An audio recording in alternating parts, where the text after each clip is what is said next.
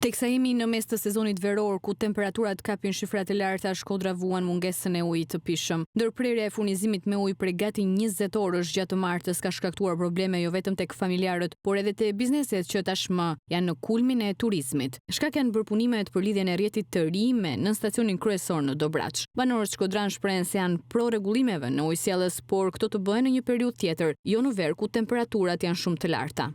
Po shgenjeva se thane sa hati vine, kur ndumë kam shku me fjetë nuk ishte arë kërkum. Fjetë pakare ka 7 ore, 8 ore. Me thonë drejtën në të dyshova për të gjanë.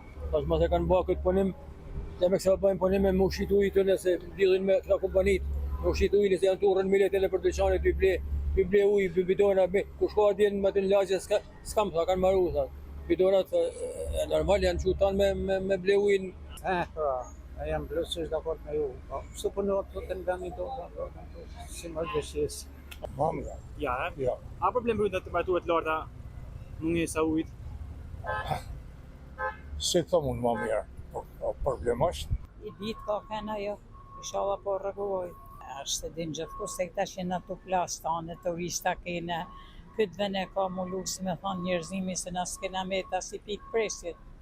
Të thonë drejtën e mira ishte kanë. Por nga ana tjetër, ujësjellës kanalizimi Shkodër bën me dije se etapa e parë e punimeve ka përfunduar, teksa punimet do të vijojnë me qëllim përfundimin e plot të projektit.